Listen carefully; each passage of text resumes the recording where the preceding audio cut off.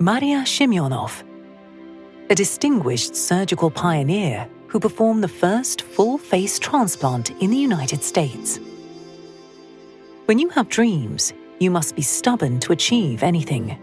Nothing happens overnight, says Professor Maria Siemionow. Through a lifetime of perseverance and hard work, she overcame seemingly unsurmountable challenges. Preparing for one of the world's first near-total face transplants took her 20 years. Siemionow was born in 1950 in Krotoszyn, Poland. She graduated from the Poznań University of Medical Sciences with a specialization in orthopedics and trauma surgery, but was particularly interested in microsurgery. Medicine was a natural choice for Siemionow because she liked helping people. In 1985, she moved to Louisville, Kentucky, which at the time was home to one of the world's leading centers for hand surgery and microsurgery. The predominantly farm-based economy of the southern U.S. state was then undergoing a rapid transition to manufacturing, which posed risks for inexperienced machine operators. Fingers, hands, feet, and even legs were sometimes severed by machinery, and Professor Siemionow sewed them on again.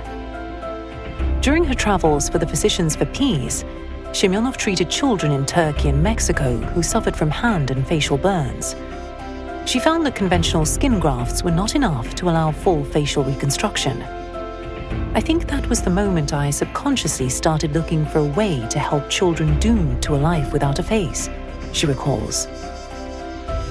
As a professor of plastic surgery, she began to conduct scientific and clinical research on transplants. These studies laid the groundwork for later facial transplants by Professor Siemionow's research and surgical team and other medical centers. These operations required not only medical expertise, but also the logistical and management skills to organize the procedure and assemble a group of talented surgeons, persuading them to set aside individual ambitions and work as a team. In 2008, in Cleveland, a surgical team led by Professor Siemionow replaced 80% of a gunshot victim's face during a 22-hour operation. It was the world's most extensive facial transplant to date, requiring the connection of numerous bones, muscles, nerves, and blood vessels. The patient's jaw and palate, upper lip, cheeks, nose, and lower eyelids were completely rebuilt, restoring her sense of taste and smell, along with the ability to breathe, speak, and eat independently. Since that time, only about 40 patients around the world have received a face transplant. 3 of those procedures have been performed by Professor Siemionow. In 2014, she conducted a unique facial transplant procedure on a man that included replacing the entire scalp and hair, eyebrows, and eyelashes, along with all facial muscles. Her most recent transplant of this type, enabling the restoration of all facial functions, was performed in May 2017. The 20-year-old patient was the world's youngest to undergo such a procedure at that time.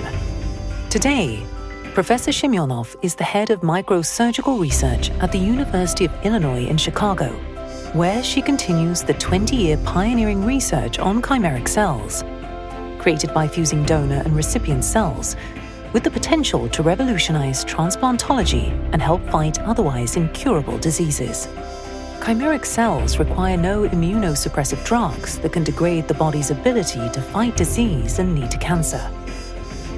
Siemionow has developed several novel therapies for previously untreatable diseases, such as Duchenne muscular dystrophy and sarcopenia. Professor Siemionow's research has been published in hundreds of books and scientific articles. She has been awarded one of Poland's highest decorations, the Commander's Cross of the Order of Polonia Restytuta. She often visits Poland, where she gives lectures and helps medical students to apply for internships in the US. Books and medals will outlast us, she says, but most important is what we inspire in the minds of young people, because this will get passed on from generation to generation.